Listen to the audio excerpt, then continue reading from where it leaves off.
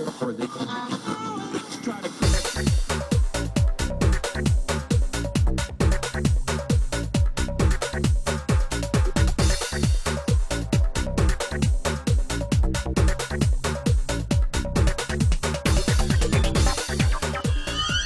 SEO Mouse fans, welcome to another edition of Whiteboard Friday. Today joining us is none other than David Mihm. David, thank you so much for coming. Pleasure to be here. Thanks for having me. We appreciate you coming all the way up to Seattle. We know it's a long and grueling drive. Yes, it is. All of 2.5 hours. From Portland.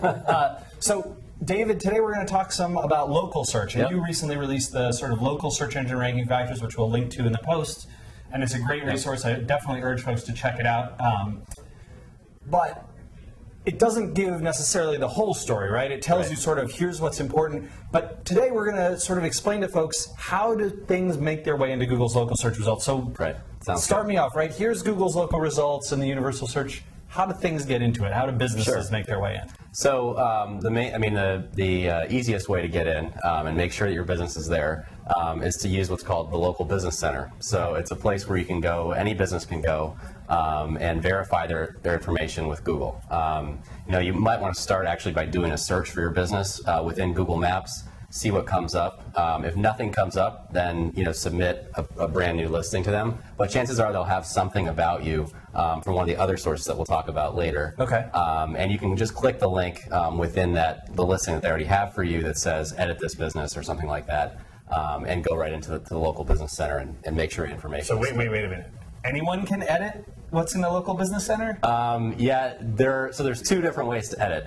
The one way you can edit, anyone can in the community, and if there are enough of those community edits, it can actually override some of the other information. So Google does this for a good reason, which is, let's say a business has closed, for instance, down the street, hasn't bothered to go in and tell Google that they've closed. If 100 or 200 or 300 people say, hey, I just stopped by this business, there's no one there, that'll sort of help Google. And this is much the way that something like Yelp operates. Exactly, right. People contribute to it. Exactly. And then the second way is actually a little bit more stringent verification process where, exactly. And it's not foolproof. You've definitely seen some examples of hijacking take place, especially in sort of highly competitive industries like the basic process for this is really simple, right? I just, step one, I submit, then Google sends me something in the mail, right? Or you can also verify by phone, which is a much simpler way to go about it. I would highly recommend it if they give you that option. Phone or mail? Yep. Gotcha. And is there any requirements for the phone number or the mailing address? Do those have to match up? Or? Well, yeah, they'll obviously have to match up because whatever you punch in to Google Local, that's the number they'll call. Whatever address you put in there, that's the number. That's the address they'll send the postcard. So I have a weird question about the phone number thing. Sure. Can I just get a cell phone and then say that I'm wherever and verify that way, or is there some sort you could but if it doesn't match what they've got in their index already, if you're trying to claim another listing and you switch the phone number, I would say 99 times out of 100 they'll probably make you verify by mail on the first time you do that. So it's they do have some sort of safeguards in place to make sure. And trying to mess with the mail, that's a federal offense. Well, yeah, and also it's a pretty hard thing to mess with. The postcard a lot of times will get lost, or it's a really small postcard. It's only about maybe 4 by 6. Looks like junk mail to most business owners. Oh, so no. That's why I say it's really do it by phone if you can. And then once you're verified, basically you are in the index. You're in the index. It'll put you. It'll save your listing to what they call the local business center. Okay. And you can go in and you can see how many times somebody's actually seen your listing. If you've forgotten to add categories or some of the other hours of operation or things about your business. It'll sort of show you how far along you are. So you basically connect these with a Google account, is that right? Exactly. You have to have a Google account in order to get into the local business center. Okay, right, because I'm submitting via Google account. Exactly.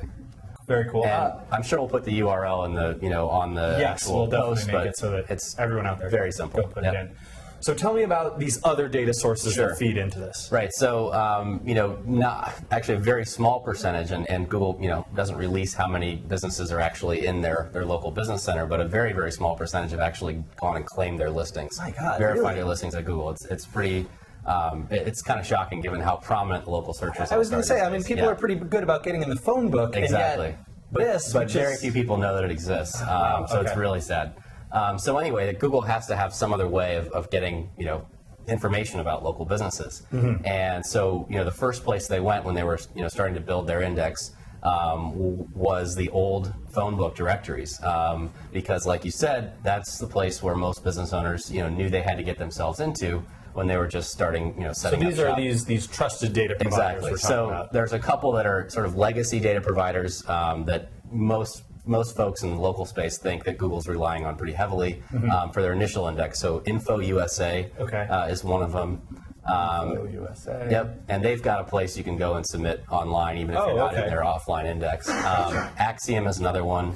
ACXIOM. ACXIOM. Yep, and they do not have an online submission right now. There's a way to get in, which is a little bit more complicated, but anyway. And then Localese is the third sort of major data provider. And that's ESE. EZE, actually. EZE. Yep, Localese. Localese. And they have an online interface where you can go and add your business. Okay, so those so are the these three. two Online. Exactly. And then there is a service, there's a company called Universal Business Listing, which will submit you to Axiom, but you need to go through them to get into Axiom. Why would you do that? Oh, wow. Okay. And so this is third party. Exactly. That's right. All right.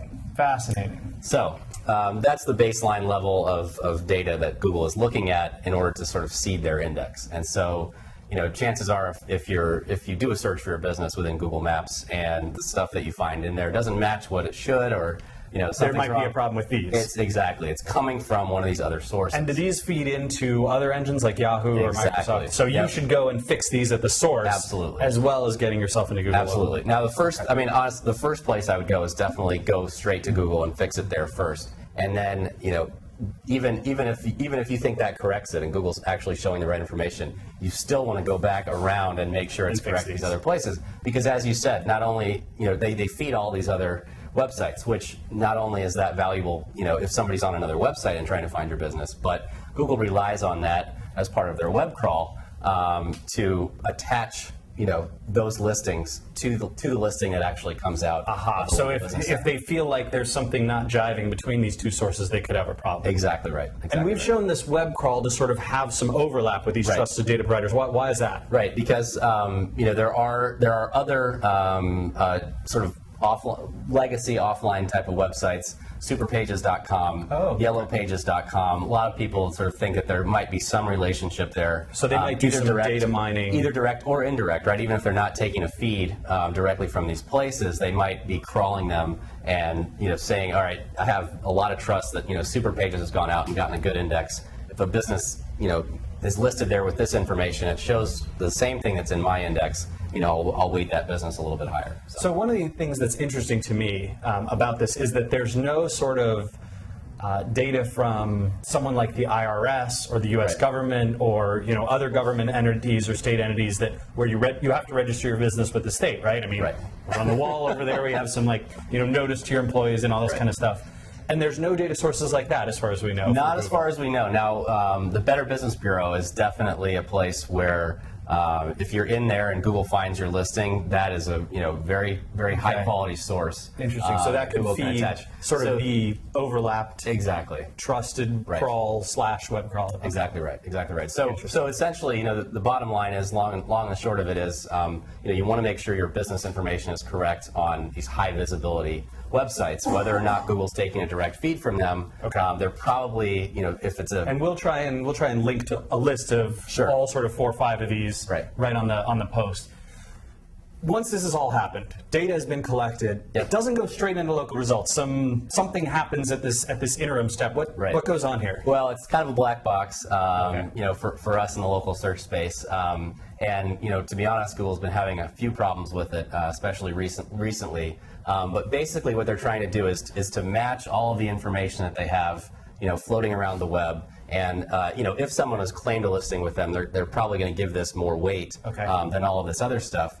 But they're trying to condense that information, and the information that matches will then display as a local listing for a particular business. Gotcha. So this is sort of a match step. Let's verify, do we trust this data? Do we think something's gone wrong here? Why aren't these listings matching up? And which one are we going to use and that makes its way into the local. Exactly right. And so the more, and you know, in terms of getting into rankings a little bit, the more times your information matches across the web, the more confidence they have that, yeah, this is that business's information. I'm going to weight that business a little bit more highly than somebody that I'm not sure exactly what's going on. So, makes perfect sense. Okay, excellent. So everyone, let's thank David very much for dropping by. And David, right. I hope you'll stick around. You know, just stay in the office another week, and we'll do another Whiteboard Friday on the ranking factors. Sounds for this. great. All right, awesome. I'll do it. See you all next week.